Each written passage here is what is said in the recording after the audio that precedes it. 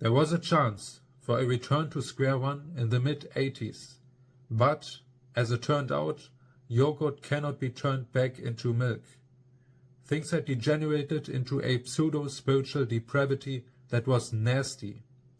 The real last chance appears to have been in February 1979 with that confrontation at Raman Reti, where the Minority Report was crushed by Ocean's 11, producing only short-term gain for the zonals.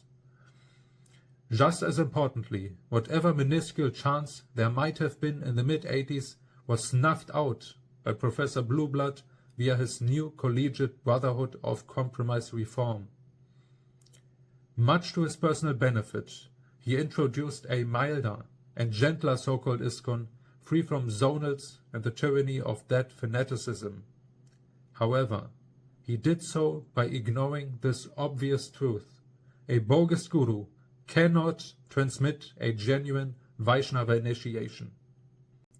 It allowed the disciples of those gurus, who remained loyal to the second transformation, to remain recognized as legitimate initiates in the line, although since late 1977 all of them were improperly initiated.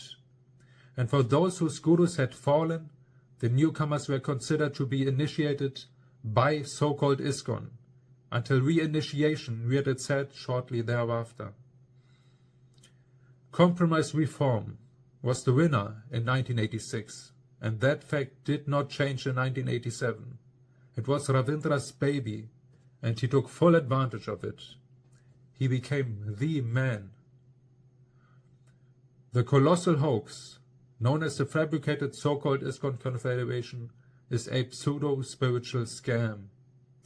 Quote, "If there's lack of knowledge, or if there's forgetfulness, everything will be spoiled in time." Unquote. It didn't take much time for ISKCON to be converted into so-called ISKCON. It has been a semblance of a spiritual institution for decades. A movement where political competition to fulfill personal ambition replaces advancement through perfect knowledge is what so-called ISKCON has been for a generation. Hare Krishna.